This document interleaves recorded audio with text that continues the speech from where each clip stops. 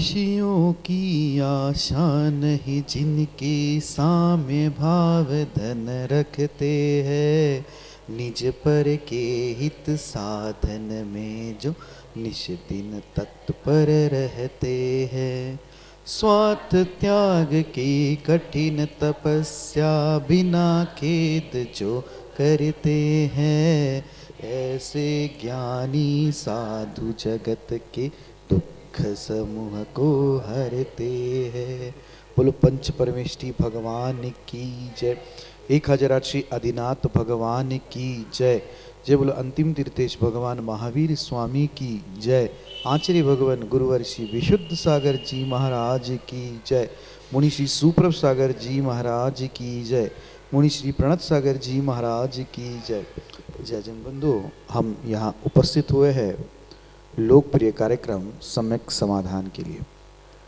देश विदेश हर प्रांत से श्रावकगण अपने मन में उठने वाले उन विकल्पों का सम्यक समाधान कहीं प्राप्त कर रहे हैं, तो वह YouTube चैनल प्रस्तुत सुप्रभ वॉच प्रस्तुत सम्यक समाधान में ये जो ऐसा कार्यक्रम है, ऐसा प्लेटफॉर्म जिसके माध्यम से जो अज्ञान नाश करने के लिए एक दीपकवत यह कार्यक्रम कार्यकारी हो रहा है। हम सभी के लिए यह परम सौभाग्य क्षण है कि मुनिश्री अपने समय में से समय निकालकर हम सभी के लिए अपना कीमती समय देकर हमारे समय के लिए उद्धार की ओर ले जा रहे हैं। शुरुआत करते हैं उस समय की यात्रा की, सम्यक समाधान की। मुनिश्री के चरणों में कोटिशा नमोस्तु करते हुए मुनिश्री प्रणत सागर जी महाराज से यह निवेदन करते हैं कि हे स्वामी, आज के कार्यक्रम को गति प्रदान करें। नमोस्तु नमोस्तु नमोस्तु। ओम नमः सिद्धिभ्यो। कीर्त्या महत्या भुवि वर्धमानं तं वर्धमानं स्तुतिगोचरतं निनीशमास्मो वैमद्यवीरम् विशीर्णदोषाश्रयपाशबन्धं विशीर्णदोषाश्रयपाशबन्धं। पंच परमेष्टि भगवान की परम पूज्य आचार्य भगवंत गुरुवर विशुद्ध सागर जी मुनि महाराज की, परम पूज्य मुनि श्री सुप्रभ सागर जी महाराज जी की,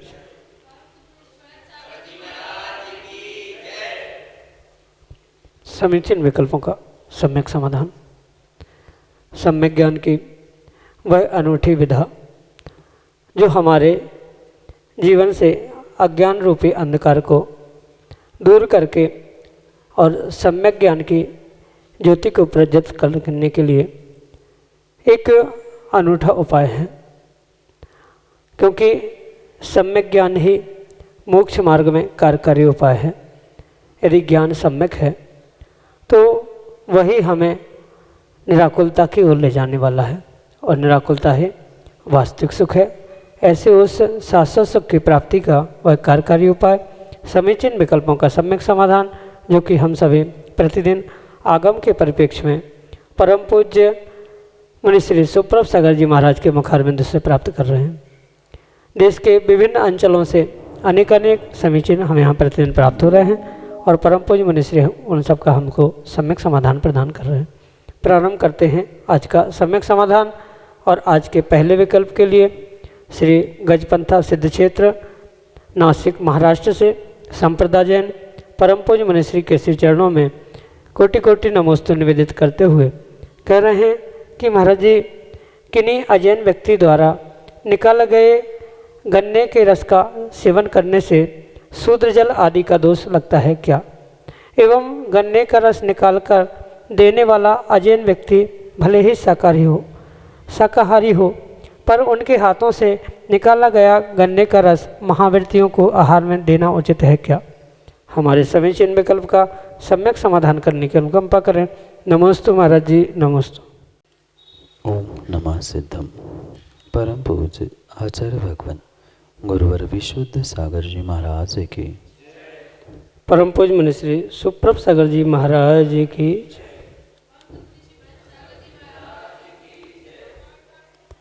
जो गन्ने का रस आदि भक्ष्य सामग्री है, उसकी बनाने की प्रक्रिया को समझने के उपरांत ही उसमें लगने वाले दोषों का निराकरण, उसमें लगने वाले दोषों का निर्णय किया जा सकता। अगर गन्ने के रस को बनाते समय वह गन्ने का रस निकालने वाला व्यक्ति भले ही कोई क्यों ना हो, वह अगर उसमें पानी मिलाता है और पानी मिलाकर आपको वह गन्ने का रस या जूस दे रहा है, तो वह आपके लिए क्षुद्र जल के दोष से युक्त ही मानना होगा। अगर आपका ऐसा कोई नियम नहीं है क्षुद्र जल त्याग आदि का, तो उसमें इस रस जूस आदि को लेने में दोष नहीं है। पर अगर आपका क्षुद्र जल का त्याग है, बाजार के अनछने पानी आदि का त्याग है, और ऐसे समय में ऐसे पानी मिला हुआ अगर गन्ने का जूस रस आप पी रहे हो, ग्रहण कर रहे हो, तो परिपूर्ण रूप से वह आपके लिए दोषपूर्ण ही हो सकता है, क्योंकि आपका वैसा नियम और नियम नहीं है तो सामान्य रूप से वह दोषपूर्ण नहीं है। जबकि अनछने का तो दोष लगेगा, पर नियम टूटने का या क्षुद्र जल के त्याग में दोष लगने का वह दोष नहीं लगेगा। अनछने पानी का, अमर्यादित पानी का आदि आदि का तो दोष वहाँ लग सकता है, पर जिस दोष की आप बात कर रहे हो वह दोष वहाँ लगे आवश्यक नहीं है। साथ में ये भी बात अवश्य समझे कि महाव्रतियों के लिए भी अगर आप वह जूस रस देने का प्रयास कर रहे हैं, विचार कर रहे हो, तो वहाँ तो बहुत विशेष सावधानी और बहुत विशेष मर्यादा का ध्यान रखने की आवश्यकता है। जिस मशीन से वह जूस आदि निकाला जा रहा है, सबसे पहले उन कुएं के प्रासुक पानी से उस मशीन का गन्नों का शोधन करने के बाद, सफाई करने के बाद ही उन गन्नों के जूस का प्रयोग मुनिराजों के लिए या महाव्रतियों के लिए देने के लिए प्रयोग किया जा सकता है। सामान्य रूप से जैसे आप या कोई भी श्रावक उस गन्ने के जूस को ग्रहण करते हैं, उस प्रकार से गन्ने को जूस को निकाल कर बिना धोए, बिना मशीन का शोधन किए, बिना मशीन को साफ़ किए उसका प्रयोग नहीं करना चाहिए। उसको अगर व्यवस्थित प्रासुक जल से साफ़ करते हुए, उनके बर्तनों को साफ़ करते हुए, गन्ने का शोधन आदि करते हुए अगर उसका मर्यादा के साथ जूस निकाला गया है, तो वह मुनिराजों के लिए, महाव्रतियों के लिए देने में किसी भी प्रकार का दोष है ही नहीं है। और ये भी बात अवश्य समझे, वह जो गन्ने का जूस निकालने वाला व्यक्ति कौन है, कैसा है, ये भी बहुत विचार करने की या उसमें उलझने की आवश्यकता नहीं है।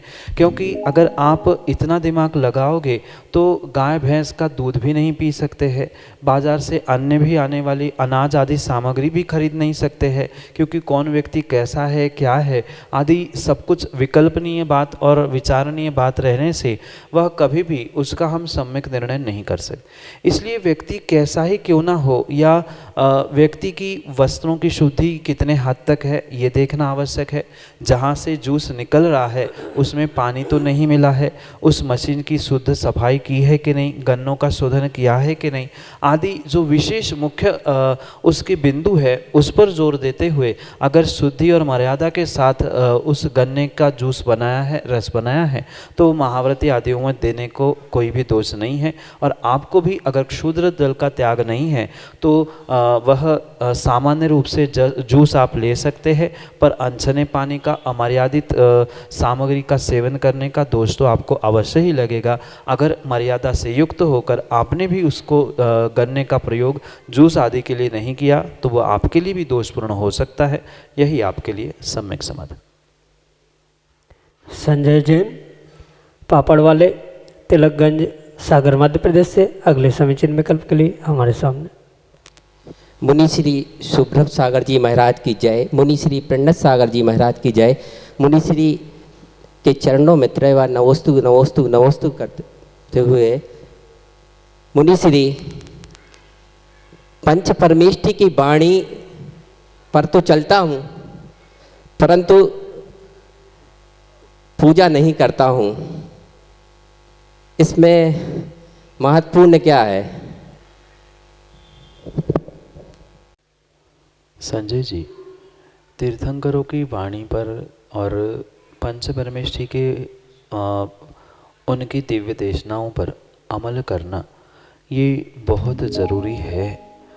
और उन वाणियों में, यानी तीर्थंकर की दिव्य ध्वनि हो या आचार्य भगवंतों की दिव्य देशनाएं क्यों ना हो, उन सभी का अगर सार निकाला जाएगा तो उन सभी का सार श्रावकों के लिए यही आता है: देव पूजा, गुरु उपासना, स्वाध्याय, संयम, तप, दान, शेति, गृहस्थानाम, षट्कर्माणि दिने दिन। ये जो श्रावकों के लिए 6 आवश्यक षट्कर्म बताए गए हैं, ये उन तीर्थंकर भगवान के वाणी से ही निकले हुए आवश्यक है।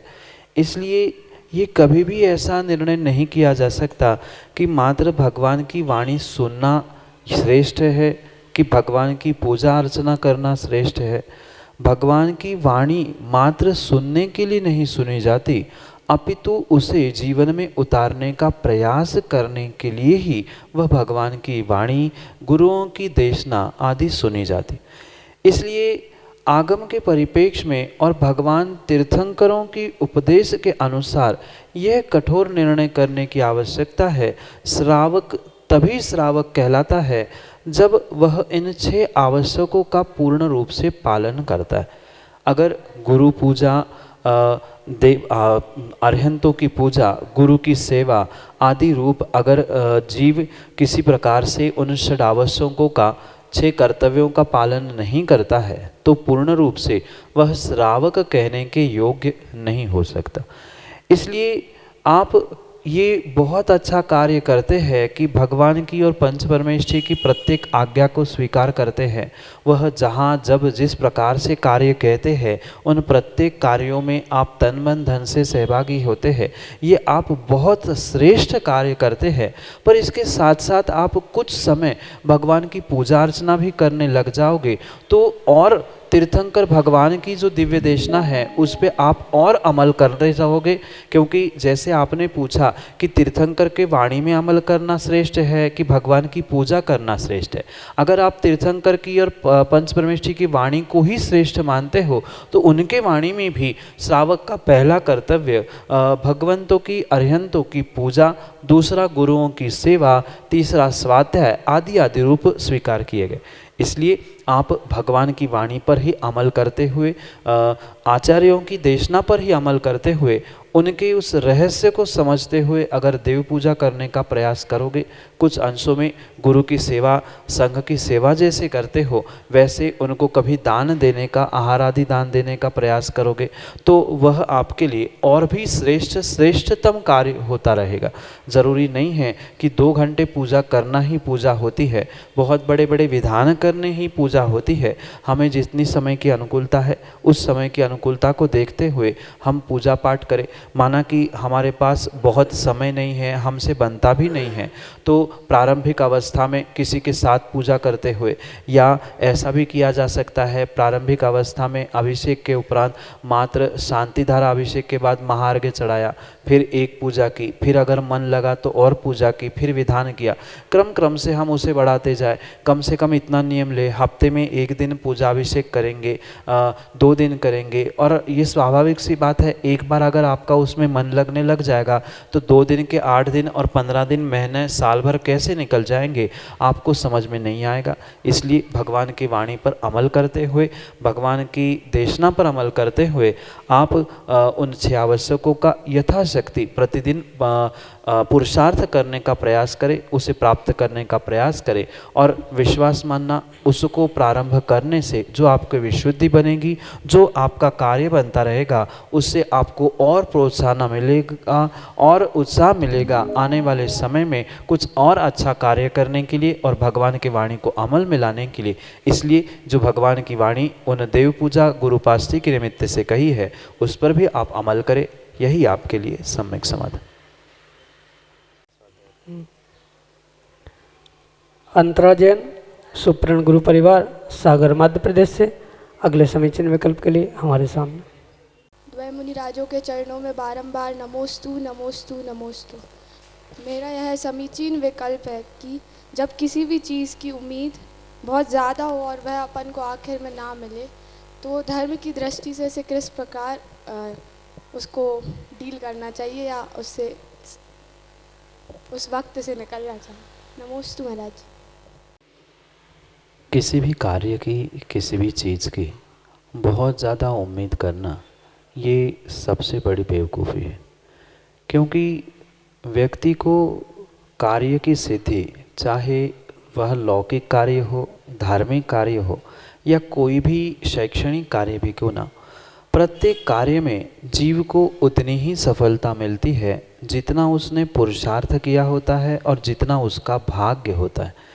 बिना पुण्य के, बिना भाग्य के जीव का पुरुषार्थ भी फलीभूत नहीं होता और बिना पुरुषार्थ के जीव का भाग्य भी फलीभूत होते हुए नहीं देखने में। इसलिए सबसे पहली बात तो हम जो बहुत सारा सोच के रखते हैं, वह बहुत सारे सोचने के कारण से ही वर्तमान का वह जीव दुखी है। उसने जो बहुत सारा सोच के रखा रहता है और स्वाभाविक सी बात है, माना कि उतना पुण्य नहीं है, उतना नहीं मिला, तो व्यक्ति थोड़े से कमी के पीछे रोता है, बिलखता है और दुखी होता है। जितना मिला है व्यक्ति उसका आनंद नहीं ले पाता, पर जो नहीं मिला है उसके पीछे वह रोते बिलखते हुए अपना समय, अपना पुण्य और अपना सब कुछ व्यर्थ करके बैठ जाता है। जैसे कोई दुकानदार भी होता है, उसने अगर किसी सीज़न में 5-10 लाख की उम्मीद की और उसको 5-10 लाख की जगह 2-3 लाख ही मिले, घाटा कुछ भी नहीं हुआ था, नुकसान कुछ भी नहीं हुआ था, पर फिर भी 2 लाख कम मिले, इसका दुख करते हुए वह 3 लाख जो उसे मिले थे, बेचारा उसका आनंद नहीं लूट पाता है। बिल्कुल प्रत्येक कार्य में और प्रत्येक वस्तु के साथ हमें यही घटित करना होगा। अगर हम एक्सपेक्टेशंस बहुत रखेंगे तो कभी वह अपेक्षाएं, हमारे एक्सपेक्टेशंस समय पे पूर्ण हो ज़रूरी नहीं होते। इसलिए भले ही हमने लक्ष्य अच्छे के लिए बनाया है, क्योंकि उम्मीद और लक्ष्य हमें बहुत अच्छा ही प्राप्त करना चाहिए होता है, पर ऐसा कहते हैं कि हमें उम्मीद तो बड़े बड़े कार्यों की रखनी चाहिए, पर तैयारी छोटे से छोटे कार्यों की भी रखनी चाहिए। जैसे कोई कार्य हमने बहुत अच्छा करने का निर्णय करके रखा है, तो उस निर्णय के साथ अगर उस कार्य में हम फेल हो जाएंगे या वहाँ तक नहीं पहुँच पाएंगे तो क्या करेंगे, उसकी तैयारी भी हमें पहले से ही करनी होगी, तो ही जीवन में हम प्रत्येक कार्यों में सफलता को प्राप्त कर सकते हैं। नहीं तो हीन भावना, खेद खिन्नता और दुखी होना, इन्हीं कारणों से हम कभी भी अपना कल्याण या अपना स्वयं विकास नहीं कर सकते। इसलिए रात गई, बात गई, घटना बीत गई, इस बात का निर्णय करते हुए हम प्रत्येक वस्तु, प्रत्येक कार्य और प्रत्येक चीज़ के साथ इसी प्रकार से डील करते रहेंगे।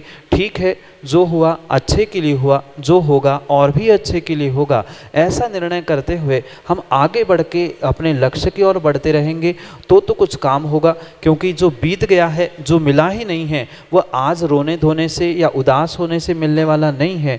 जिसका हमें आनंद लेना था, अगर हम उसका भी आनंद नहीं ले पा रहे हैं, भूत की गलतियों को देखकर और भविष्य को देखकर अगर हम वर्तमान का ही आनंद नहीं ले पा रहे हैं, तो वह हमारा जीवन व्यर्थ हो सकता है। इसलिए ना कल के बारे में सोचो, ना कल के बारे में सोचो। आज आप मस्त होके आज के बारे में निर्णय करके ये सोचो, जो हुआ अच्छे के लिए हुआ, आने वाले समय में भी जो होगा और भी कुछ अच्छा होने वाला होगा। ऐसा पॉजिटिव एटीट्यूड लेकर आप जीवन जियोगे, प्रत्येक कार्य करोगे तो नियम से सुखी होगे, शांति को प्राप्त होगे। अन्यथा व्यक्ति की कभी भी भूख, कभी भी इच्छा इस संसार में पूर्ण होती ही नहीं है। आज तक कोई भी ऐसा व्यक्ति नहीं है जिसने जो सोचा है वह आज तक नहीं कर पाया। सिकंदर जैसा सिकंदर दुनिया को जीतने चला था, पर उसको भी पूरे हाथ खाली छोड़ के ही इस धरती से जाना पड़ा। जब सिकंदर जैसे व्यक्ति नहीं कर पाए, कोई बड़े बड़े जीव नहीं कर पाए, फिर सामान्य व्यक्ति क्या कर पाएगा। इसलिए भाग्य और पुरुषार्थ दोनों को संभालते हुए हम अपने परिणामों से इस प्रकार से डील करें जिससे हमारा कल भी ठीक हो जाए और कल भी ठीक हो जाए। इसलिए हम आज खुश होने का प्रयास करें, यही आपके लिए सम्यक समाधान। छिंदवाड़ा मध्य प्रदेश से अगले समीचीन विकल्प के लिए हमारे सामने हैं नंदन जैन अपने समीचीन विकल्प के साथ। चर्या शिरोमणि अध्यात्म संवेगी मेरे गुरुवर आचार्य विशुद्ध सागर महाराज जी के परम प्रभावक शिष्य मुनि श्री सुप्रभ सागर जी, मुनि श्री प्रणत सागर जी के पावन चरण कमलों में नमोस्तु शासन सेवा समिति की राष्ट्रीय अंतर्राष्ट्रीय इकाई, मध्य प्रदेश की इकाई और मेरे परिवार की ओर से 3 बार नमोस्तु गुरुवर, नमोस्तु गुरुवर, नमोस्तु गुरुवर। गुरुवर, हम वीतरागता के ही उपासक हैं। हमारे देव अनंत सिद्ध परमात्मा संपूर्ण वीतरागी है। हमारे गुरुवर आप स्वयं आंशिक वीतरागी हैं और जिनवाणी माता में भी वीतरागता का ही पोषण किया गया है। ऐसे वीतरागी देवगुरु शास्त्र और धर्म के सामने हम कभी सांसारिक कामना नहीं करना चाहिए या नहीं करते हैं, किंतु गुरुवर, जीवन में जो हमारे पुण्य पाप चलते रहते हैं, उतार चढ़ाव आते रहते हैं, कई बार ऐसी परिस्थितियां आती है कि बहुत ज़्यादा टेंशन हो जाता है, विकल्प हो जाता है, और यदि हम वीतरागी देव के सामने अपने उस संकट के निवारण के लिए कोई कामना करते हैं या आपके सामने अपने दुख दर्द को बयां करते हैं या उसका कुछ उपाय चाहते हैं या आपके आशीर्वाद, आपकी तपस्या के माध्यम से उसका हम हल चाहते हैं, तो क्या गुरुवर यह दोषपूर्ण है? क्या यह निदान बंद के अंतर्गत आएगा? मेरे इस समीचीन विकल्प का सम्यक समाधान कीजिए गुरुवर। नमोस्तु गुरुवर। वीतरागी प्रभु गुरु और जिनवाणी के सामने एक श्रावक ही नहीं अपितु अन्य भी जो जीव जो भी कामना, आकांक्षा, इच्छा लेकर पहुंचता है और उसी के निमित्त से अगर कोई कार्य भी करता है तो उसे आगम में आचार्य भगवंतों ने निदान बंध के रूप में ही स्वीकार किया। पर एक बात बहुत अच्छे से यहाँ पर स्पष्ट रूप से समझने की आवश्यकता है। जो ये निदान बंध है उसके आचार्यों ने 2 भेद किए हैं। जो भोग आकांक्षा के निमित्त से, इंद्रिय सुखों के निमित्त से जो भी इच्छाएं की जा रही है वह अप्रशस्त निदान के रूप में स्वीकार की जाती है। वहीं पर अगर किसी अच्छे भावना के द्वारा, यानी कि आने वाले समय में मेरा धर्म उत्कृष्ट हो, मुझे मनुष्य पर्याय मिले, मैं सम्यक की प्राप्ति कर लूँ आदि रूप अगर वो भावना है, आकांक्षाएं है, जैसे प्रतिदिन आप पढ़ते सुनते होंगे दुख को, कम्म को, बोहिला हो आदि, ये जो भी भावनाएं हैं, ये आकांक्षाएं है, पर फिर भी उसे प्रशस्त रूप में ही स्वीकार किया गया है। इसलिए ये प्रशस्त भावना है, इस अपेक्षा से प्रशस्त निदान होने से भले ही कर्मबंध का साधन है, पर वह दुख रूपी कर्मबंध का नहीं है, अपितु सुख रूपी कर्मबंध का निमित्त हो सकता। रही बात जो सांसारिक विकल्प है, घर गृहस्थी के विकल्प है, उनको भी अगर हम गुरु के सामने, प्रभु के सामने बयान कर रहे हैं, भले ही कथनचित वे अप्रशस्त है, पर ये भी बात समझनी होगी कि हर व्यक्ति को कहीं ना कहीं अपना दिलो दिमाग खाली करने के लिए एक स्थान चाहिए होता है। क्योंकि रागी द्वेषी मित्रों के सामने करेंगे तो वे कहीं ना कहीं जब तक आपका स्वार्थ है तब तक वह उपयोग करेंगे, फिर छोड़ देंगे। इसलिए अगर वास्तव में हमने गुरु को ही अपना मित्र बना लिया है और उस मित्र को ही, अपने मित्र, गुरु को ही मित्र मानते हुए अपने दिल की बात कह रहे हैं, और वहाँ अपनी दिल की बात कहने के बाद उनकी तपस्या के निमित्त से कह दो या आपके पुण्य के उदय से निमित्त कह दो, उन्होंने दिया हुआ आशीष आपके लिए फलीभूत होता है, तो वह किसी भी दोष का कारण नहीं है। हाँ, ये अवश्य समझे कि हमारी ये भावना नहीं होनी चाहिए कि आपके ही आशीष से होना ही चाहिए, आदि आदि भावना है तो कथनचित वह एक देश मिथ्यात्व में भी जीव जाने की संभावना हो सकती। पर सामान्य रूप से हमने अपने गुरु को ही मित्र माना और अपनी पूरी दिल की बात कह दी और गुरु का आशीष मिल गया, हमारा काम बन गया। काम पक्का है, काम आपके पुण्य से, पुरुषार्थ से और निमित्त रूपी गुरु के आशीष से बन सकता है, पर गुरु का आशीष ये मात्र निमित्त है, स्वयं का उपादान जैसा होगा वैसे ही कार्य होगा। इसलिए अगर हमारी निर्मल भावना है और अच्छी भावना से हम अपनी कोई बात देवशास्त्र गुरु के साथ शेयर कर रहे हैं तो उसमें कोई भी दोष नहीं है, पर उससे कोई रिटर्न प्राप्त करने की भावना नहीं हो। और कथनचित आचार्य भगवंत ये भी कहते हैं कि अगर हम वीतराग प्रभु के सामने जाकर कुछ भावना भी रख रहे हैं और साक्षात गृहस्थी की भी भावना रख रहे हैं, उसमें भी कुछ कल्याण की भावना या घर गृहस्थी में भी कुछ आकांक्षाएं रख रहे हैं, तो वो भी कथनचित योग्य हो सकती है। क्योंकि किसी अन्य रागी द्वेषी के पास जाकर दूसरे के दर पे जाकर भीख मांगने की अपेक्षा से हम अपने ही भगवान से मांगे, वहीं पर हम अपनी भावना को प्रशस्त करें, तो कम से कम हम पूर्ण मिथ्यात्व में जाने की अपेक्षा से कुछ अंशों तक बचने की संभावना है। पर ये भी समझे ये पूर्ण रूप से योग्य नहीं है, पर ये प्राथमिक अवस्था में हम बाहर भटकने की अपेक्षा से हम अपने ही भगवान, अपने ही गुरु, अपने ही शास्त्र के पास मांगना कामना कर रहे तो कोई बात नहीं है। क्योंकि जैसे कहा जाता है बेटे को कुछ आवश्यकता है तो अपने माँ बाप से मांगे तो घर की बात घर में रहती है, और वही पड़ोसी और दूसरे के पास जाके मांगेगा तो वह घर की भी और धर्म की भी इज्जत दांव पर लग जाएगी। इसलिए हम अगर वीतराग प्रभु से भी कथनचित कुछ मांग रहे हैं तो वह किसी अपेक्षा से योग्य है भी और नहीं, यही आपके लिए सम्यक समाधान। हर्ष जैन सुप्रण गुरु परिवार से सागर मध्य प्रदेश अपने समीचीन विकल्प के साथ हमारे सामने। दो मुनिराजों के चरणों में दो त्रिवार नमोस्तु नमोस्तु नमोस्तु। महाराज जी मेरा प्रश्न ये है, अगर महाराज लोग महिलाओं को छीन नहीं सकते तो आर्य का दीक्षा कैसे प्रदान करते हैं? नमोस्तु महाराज। आज तक हमने ना आर्य का दीक्षा दी है ना देखी है, इसलिए उस विषय में कुछ विशेष ज्ञान और बोध नहीं है। पर जैसे कि सुनने में आया है या सुनते सुनते आए हैं, वहाँ ये समझने की आवश्यकता है। ये गुरु परंपरा और आर्यिका दीक्षा की जो व्यवस्था है वह आगम के परिप्रेक्ष्य में ही समझने योग्य है।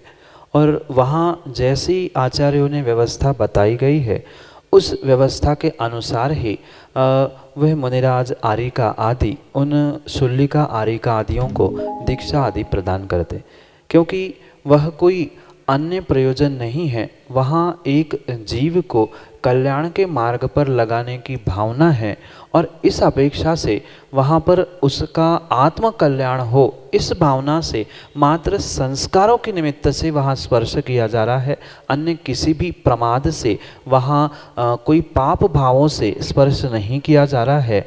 ये समझते हुए ही सम्यक निर्णय और विवेक से निर्णय करने की आवश्यकता है, क्योंकि प्रत्येक कार्य एक समान नहीं होता। वह एक महिला अपने बेटे को गोद में लेती है, वह भी पुरुष है, वह भी स्पर्श करता है, पर वह बालक और माँ का संबंध होता है। ऐसे ही वह गुरु और शिष्य का संबंध होता है।